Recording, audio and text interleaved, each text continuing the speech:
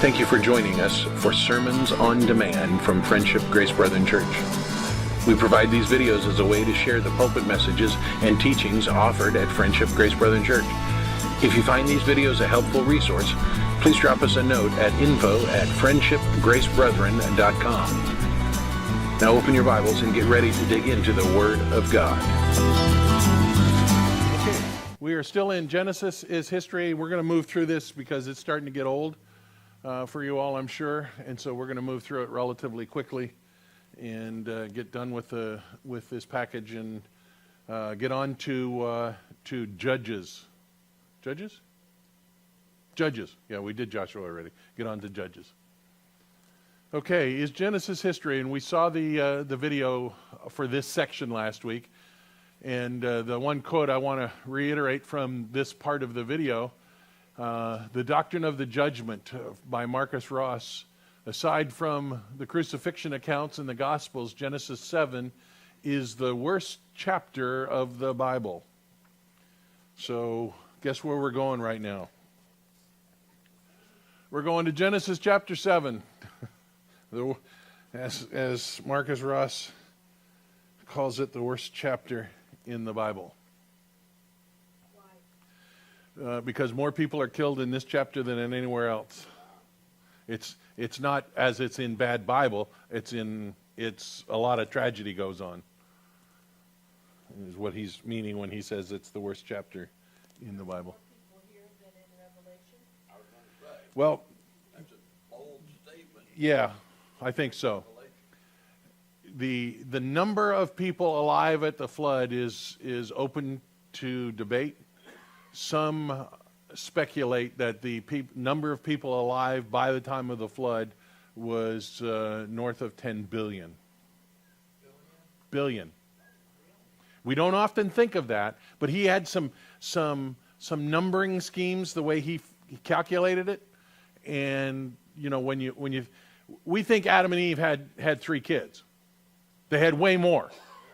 And he used higher numbers than what we see mentioned in the text, because mentioned in the text is always, and other sons and daughters. And so when you do that, and you start, you know, if a couple has 2 kids, and their 2 kids have 2 kids, you know, it doesn't take long until you have hundreds, and then you have thousands and hundreds of thousands.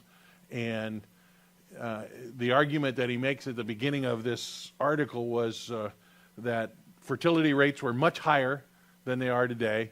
And Where would you get a blanket statement like that? what? Fertility rates are much higher.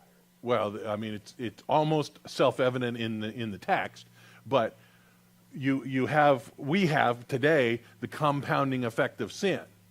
We're not near as healthy as Adam and Eve and descendants were. And so, I mean, it's almost self-evident in the text that fertility rates were higher. Plus, you can just look at the numbers of children they had over the length of time they had children. Till their late hundreds. Methuselah was how old? 969. And he was having kids for a long time in that 969 years. He's my hero. That just ain't right. Butch is catching up to him, though. So it seems like the reality that I had never considered it until I stepped through somebody doing the numbers over the time period that they had. If every family had X number of kids and they had X number of kids, it doesn't take long until you're exponential in your growth factor. I think tens of billions is rather high, but I am not at all having any difficulty within the 6 to 8 billion. Well, even when you get to the part of the flood account, it's always just Noah and his family, and you know, you see a few other people around. Right. You know, you just don't think of the multiplication. Right. 3.5 billion or so, roughly.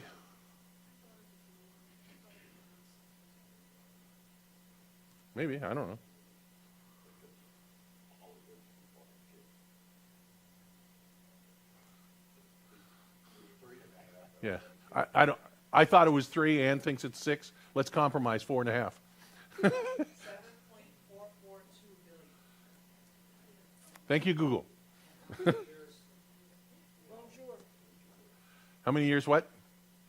Since the flood, so you could say, how many years have we had that population? Roughly 5,000. You know, we've had things that didn't happen then. We've had the influenza plague in Europe in the early part of the Right. 20th century. We've had the bubonic plague. Yeah. We've had the Holocaust. We've had Pol Pot. We've had Stalin. Yeah, correct. We don't live as long now as they did then.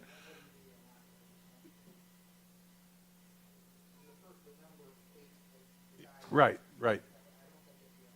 No, it's just what we don't think of it that way. We think, you know, when we look at the biblical text in the first 11 chapters, you end up thinking, okay, there's a few thousand. But when you actually calculate out what potentially there was there, we're into the millions, billions, and so The 600th year of Noah's life. yeah. How many kids do you suppose that rascal had? Yeah, but we're only told about 3. Yeah. Right. Well, Now imagine being 600 years, and God says Noah, and you got to go and do something like build an ark in the middle of the desert because it's going to rain. Which, by the way, it's never done before. How old was he when he built the ark? 600 years. So he only had, Five sons.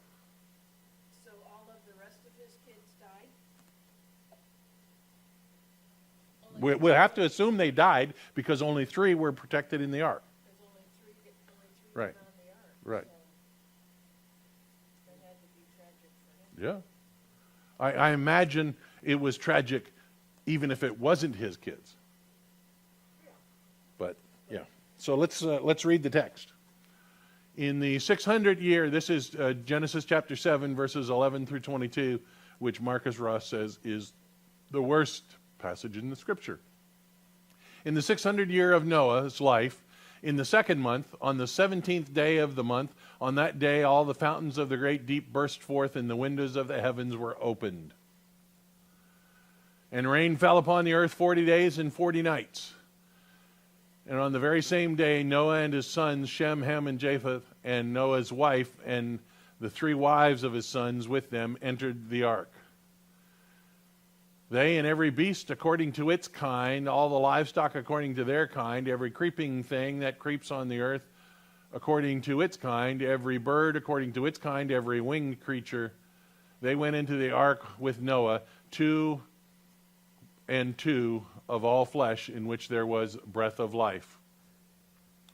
And those that entered, male and female of all flesh, went in as God had commanded him, and the Lord shut him in. The flood continued 40 days on the earth. The waters increased and bore up on the ark and rose high above the earth. The waters prevailed and increased greatly on the earth, and the ark floated on the face of the waters. And the waters prevailed so mightily on the earth that all the high mountains under the whole heaven were covered. The waters prevailed above the mountains, covering them 15 cubits deep. And all flesh died that moved on the earth, birds, livestock, beasts, all swarming creatures that swarm on the earth, and all mankind. Everything on the dry land in whose nostrils was the breath of life died. So, consider prior chapters of Genesis, Genesis 4 through 6. What does corruption and violence look like in the human world? We just saw where God caused the rain and to come down and the water to come up, and all sorts of cataclysmic things happen. But the question that's being asked is, what does corruption and violence look like in the human world? What was going on that caused God to say enough is enough, and to execute wholesale judgment on all but 8 people. Yeah, I don't know if Baal was around yet, but false gods, yes, certainly.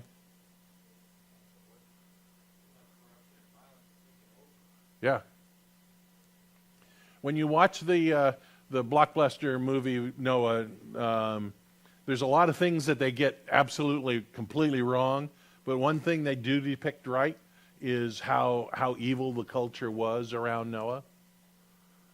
But they get so many other things wrong, it's not worth watching. But that at the beginning of the movie, they certainly show how evil the culture of the day was.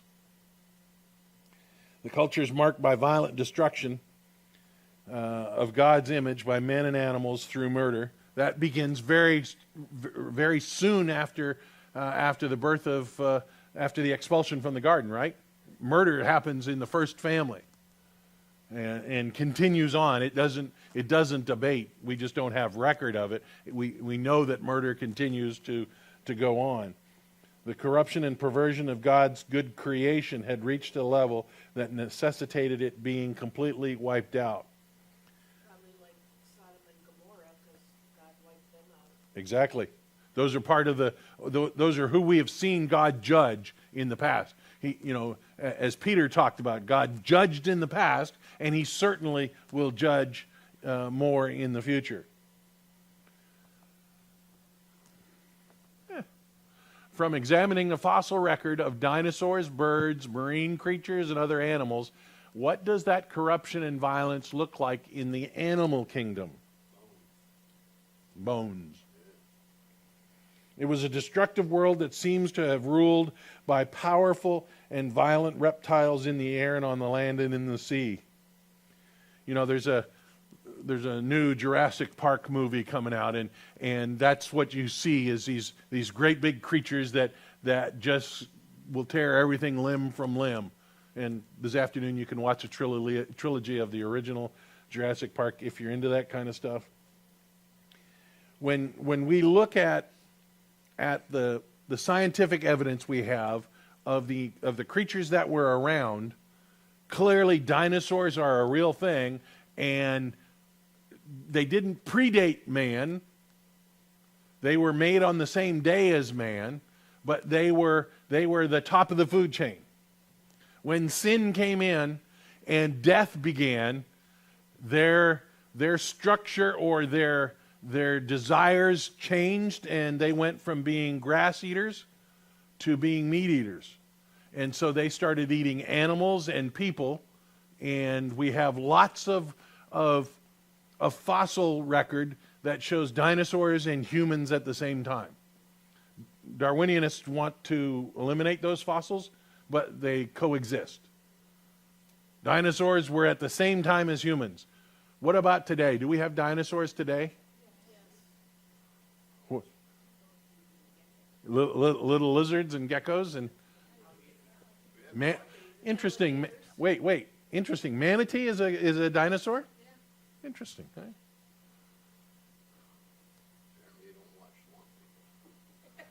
Well, I do watch Swamp Peoples, but I was focused on the thought that manatees were dinosaurs. They don't do manatee on Swamp People. No, they don't. They do alligators. Yeah, alligators are a dinosaur.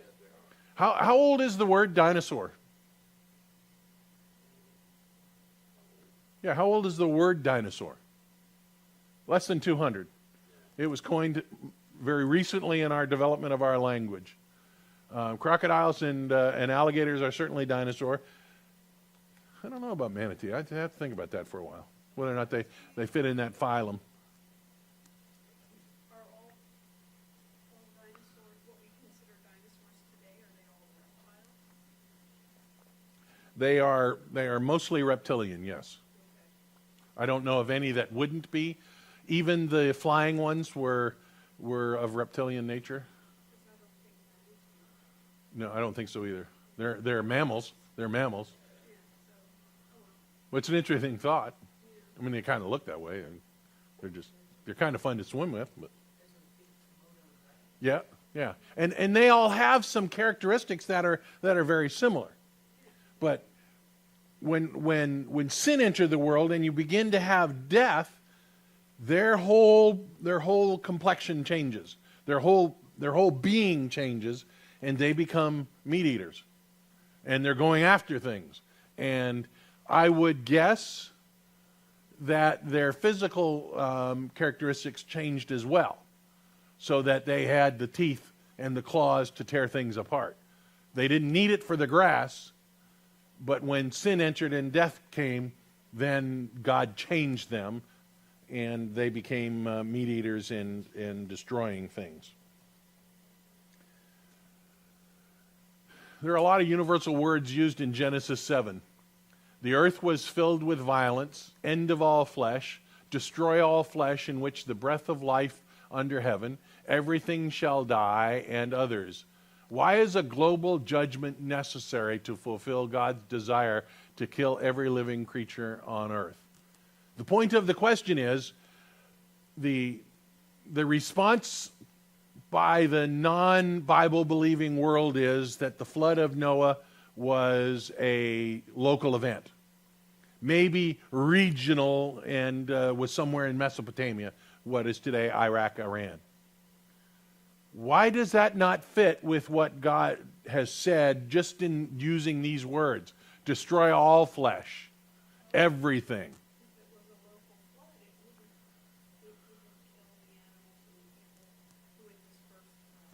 Yeah, a local flood is what we saw last summer. You know, it doesn't affect, what happened here in Fort Myers didn't affect the animals in Alaska. So in order for God to not be a liar, it has to be worldwide.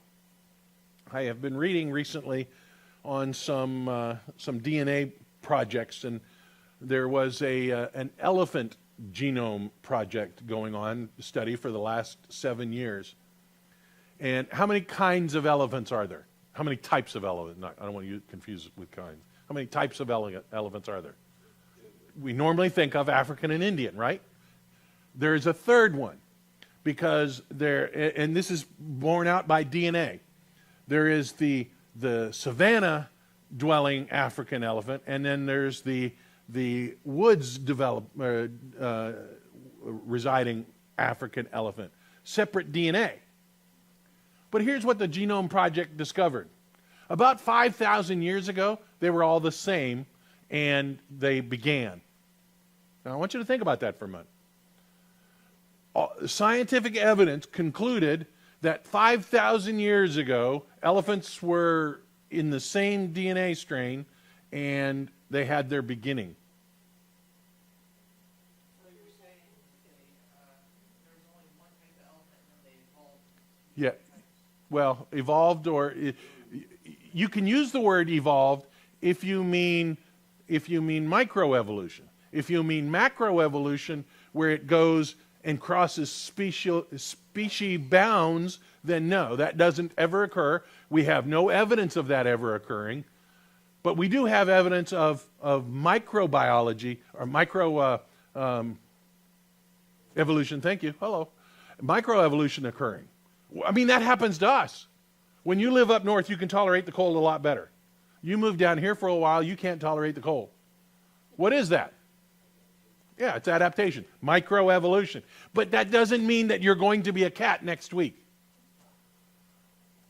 And we never see anything of the crossing of the species bounds. You know, you don't see cat, dog, dog.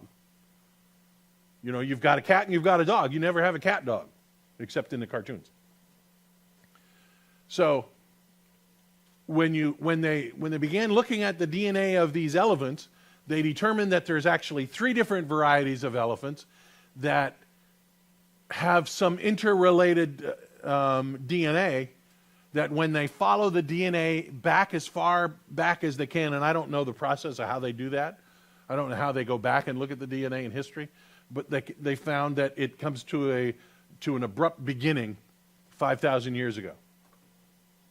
What are the evolutionists? Well, that's exactly what this team posited. What do we do with this? The paper was not a Christian, not a Bible believer who was writing the paper, and he said, what do we do with this evidence? In other words, is this something we hide?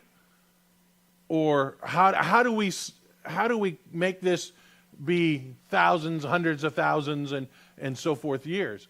And it was interesting to me that the article was ever published because of the questions that it asked. But we're finding more and more of that kind of data is being viewed, and 5 to 7,000 years ago is becoming a really special period of time that more and more things are beginning to point to. The Human Genome Project is exactly the same way. All humans have similar DNA that bring us back to a point they say 100,000 years ago they can trace to, but they all converge less than 7,000 years ago. Well, what happened in the biblical record 7,000 years ago? Creation. And so anything that you extrapolate earlier than that is just adding to the timeline to try to get your thousands, millions, and billions of years. And to me, that's interesting that science is beginning to disprove itself. Based on measurements of a cubit being 1.5 to 1.75 feet, the ark was approximately 450 to 525 feet long, 75 to 85 feet wide, and 45 to 50 feet high. It likely had a draft, the part of the ship underneath the water, of 20 to 25 feet. For context, there are some modern ocean-going vessels that are not that large. What does the size of the ark suggest in terms of the flood? It couldn't be just a Fort Myers flood, because we didn't have any water over land 25 feet deep, nor did we have any place where you could float something for a year plus that's 525 feet long. Correct. Right. So, just the sheer size of the ark demands a much greater flood than scientists want to say the local flood was. What's the question? That's just comparing it to the size of the football field. Well, football field's 1,000 or 100, 300 feet, 100 yards.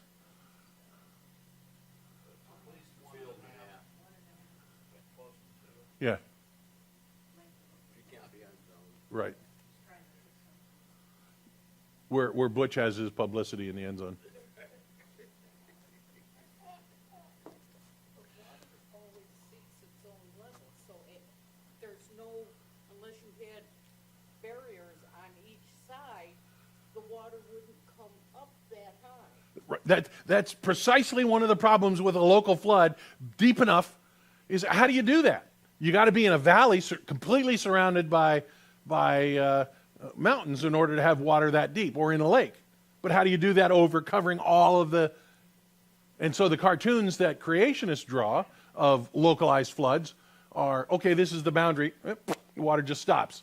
Nothing there to stop it, it just stops. I mean, that's what you have to believe if you're going to believe a local flood. Deep enough to cover the mountains. But it also said it has to cover the mountains, so once you get Right. above the mountains, Right. it's gonna keep... There goes the theory of holding on. Right, exactly. So it makes no sense. But that's what many people believe. It was just a localized flood. They don't think about the mechanics of how that works. Now, granted, Mount Everest was not as tall as it is now. Mount Everest was lower. And the valleys in the Atlantic and the Pacific, and they weren't there yet, but the valleys where the water was were lower. And as the Pangea separates, as the hydraulic force of the water coming out of the deep separates the land masses, then the water comes up and you have land masses coming together, you get mountains. And so we have by the end of the flood, we have our continental arrangement that we have now, and we have higher valleys, higher mountains and lower valleys. I was reading an article about a discovery of a very large size or a collection of water 625 miles deep into the earth. Now, this is theoretical because we've not drilled more than 2.5 miles into the earth. So it's theoretical, but they're seeing some things coming through the crust that leads them to believe that maybe the earth is not molten rock inside, but actually water at the center, 625 miles from the surface. And they're trying to figure out how they're going to drill that far to see, but I don't think they'll ever get there. But that provides then they said it was 10 times or more the amount of water that's on the face of the earth now. That's on the face of the earth is what's contained inside the earth. So that's again confirming what God had said. Where did the flood come from? It wasn't just the rain 40 days. It was the rain 40 days and the water from the deep coming up. So God rearranged all the furniture and caused the water to come up out of the ground and the rain to come down. And the canopy that was around the earth had dissolved, which I believe contributes to why lives get shorter, because the effect of the sun, it was filtered out. The earth was like a terrarium prior to the flood. You know how a terrarium works. It's a closed system. Nothing goes in, it comes out, and it recycles. The moisture builds up and comes down, and you had a dew, but you didn't have rain, and you didn't have much wind on the earth. What causes wind?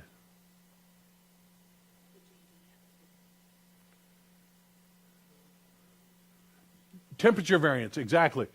If everything was 72 degrees like in a terrarium, there's no need for wind. But when it's 80 here and 50 here, you have an updraft, and that causes wind. That's why we have microbursts in our thunderstorms around here, and we sometimes get wind 70, 80 miles an hour in the middle of a microburst, because of the rapid change of temperature causes warm air to go up and cold air to sink, and you then create wind, and it feeds off itself. None of that was present prior to the flood. And so Adam and Eve lived in an environment that was perfect. And then after sin, they were out into a less than perfect environment, but still surrounded by the canopy of water that ultimately came to the ground. And the effects of the sun then started heating up some areas and cooling other areas. And we have ice ages since Adam, and we have hot periods since Adam, and global warming is a non-biblical hoax. Just want to put that in there for you. No, it wouldn't be. Why does God tell Noah to save 2 of every kind of land and air creature?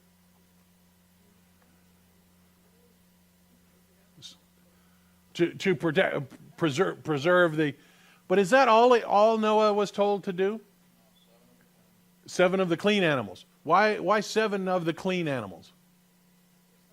Sacrifice. And their consumption. So when they loaded up the boat, they had some animals that were going to be used for sacrifice and some that were going to be used for food. I can't imagine what the bottom of the boat was like. Don't want to know. But why was only 7? Because they were on the boat a very long time, so they weren't going to eat just 7. Yeah, they didn't have like ham sandwiches every day. They were still mostly a vegetarian diet, but they supplemented with meat. Why the number 7 and why not 9? I don't know. Somebody that reads spiritualness into the text would say because that's the perfect number, but I don't. Well, they really only had 5 of the 7, because they still had to keep Right. those Right. 2 to reproduce after they got off. Right. Now, were there 7 chihuahuas? No. Or as my friend Les Nessman would say, chihuahuas? And 7 Dalmatians, two chihuahuas and 2 Dalmatians and so forth? It's kind. Kind, right. And what is kind?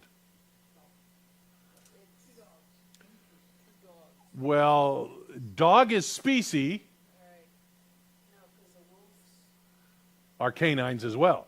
So in our taxonomy system today, we don't have the word kind, and the kind of fits into the middle of our modern taxonomy system. It is higher than species, but it's lower than phylum and kingdom and how all of that works.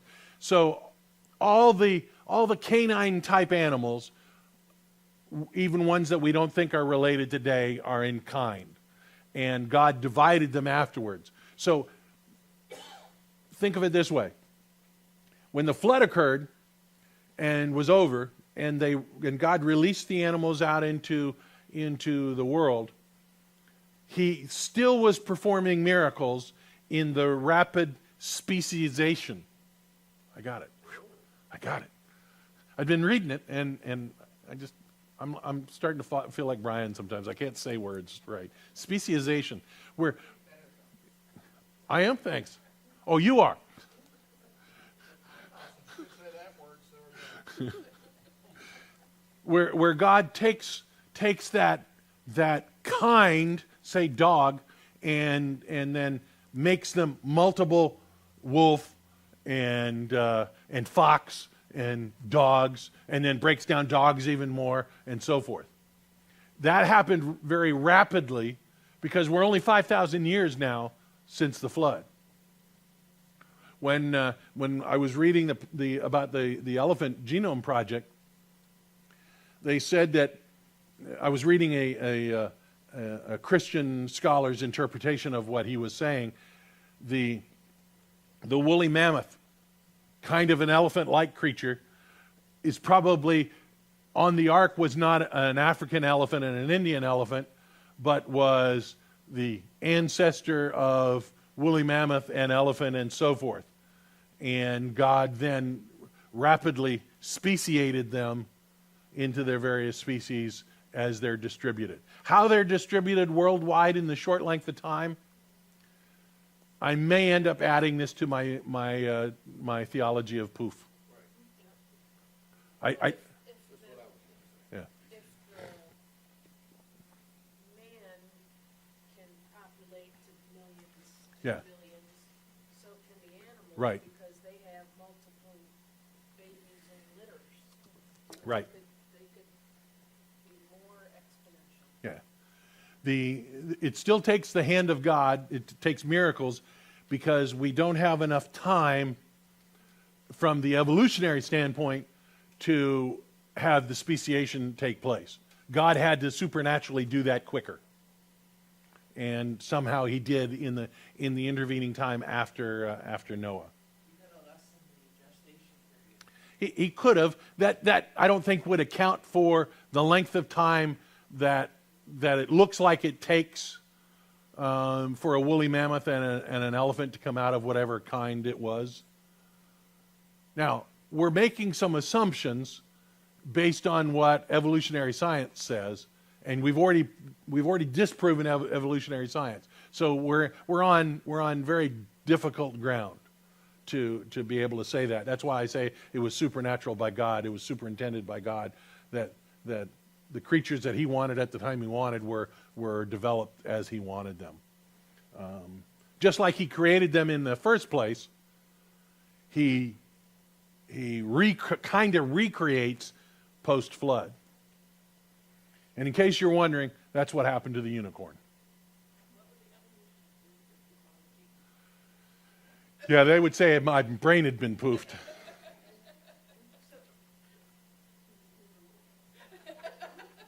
Go ahead. It'll be fun. It might be too much fun. I answered my own question in my head. Cool. I just caused more questions in my head. Well, here, Maybe not. so, I guess the Irish Rovers are creation. In my mind, they are anyway. In my mind, they have to be. Because the Irish Rovers tell us what happened to the unicorn.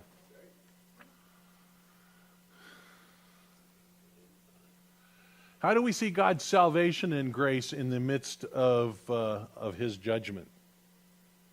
You know, you've got billions of people dying.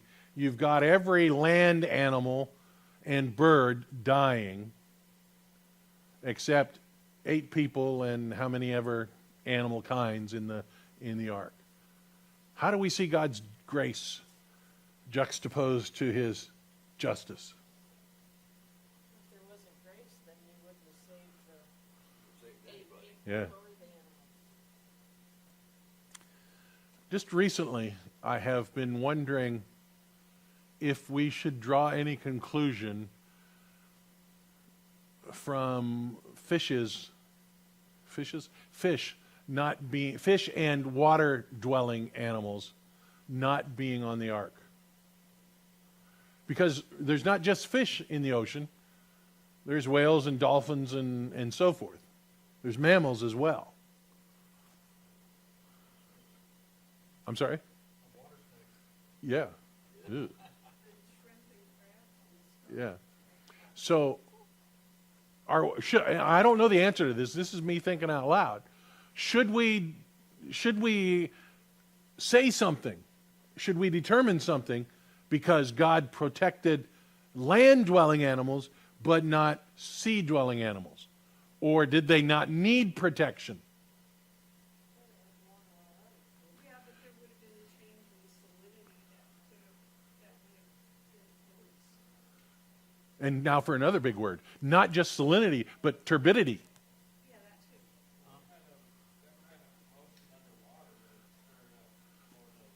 Turbidity. Exactly. And so we're not told about those animals, and I don't know yet what to do with that. Obviously, God protected them because we now have them. But I don't know what to do with it. And should we derive anything from the fact that He only dealt with land and air animals and not with sea animals? And if we are to derive something, what?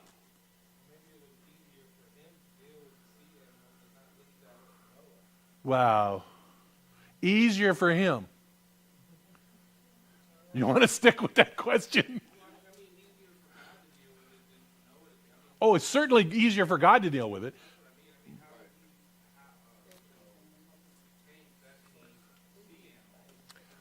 Well, we can't even really rationalize how He could do it with the land animals.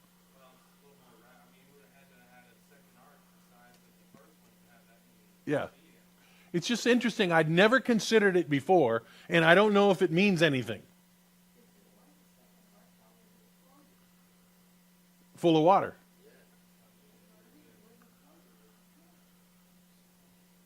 Unless there was more buoyancy chambers in it than water aquarium chambers. I mean, we can rationalize this all day. The question is, does it mean anything? I'd never thought of it until just the other day when I was preparing this stuff. And what about sea animals? What does that mean?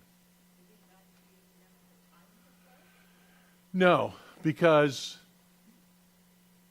He's very clear in the creation account that He's created all that He's going to create. He's not creating anything new. He's recreating at the end.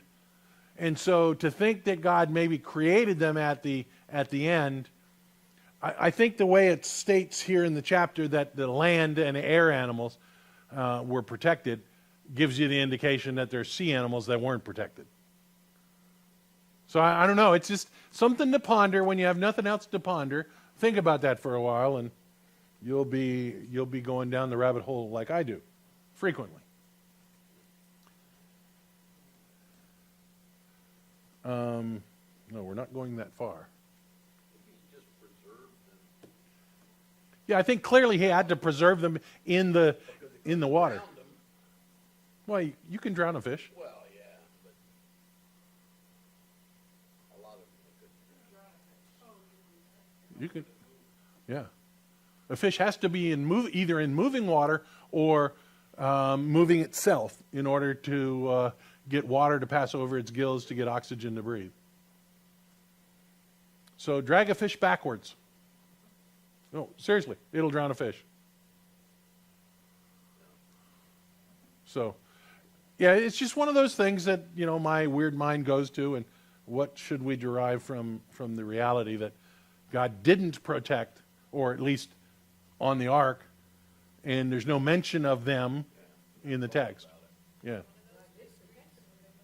Right.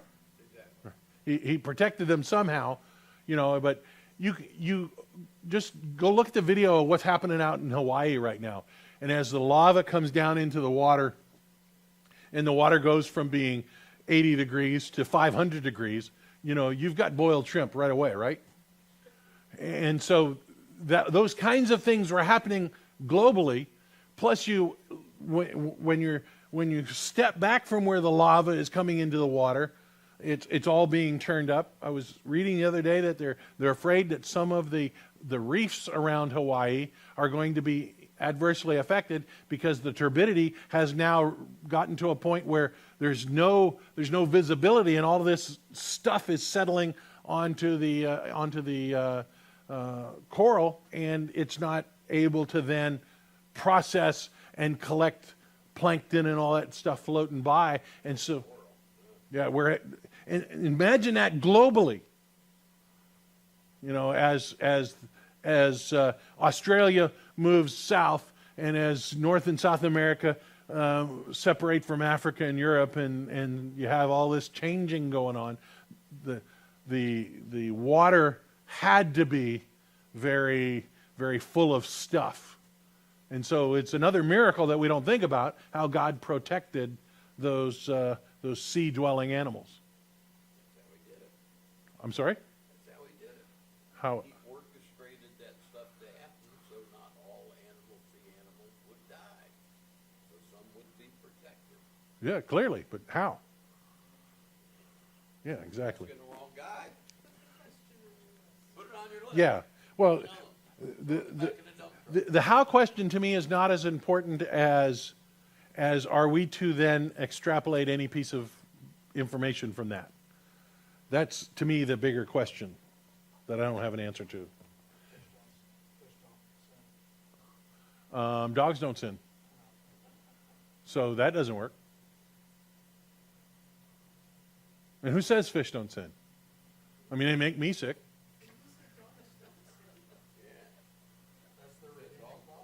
That's the redeeming quality. They make me sick? Nice. Wouldn't that go back to what you said earlier, that the reason why we have a lower life expectancy is because of the compounding effect of sin? Yeah. Yeah. I just don't know about the sea-dwelling creatures. That'll be fun. Glad it worked that way. I had shrimp last night. Good for you.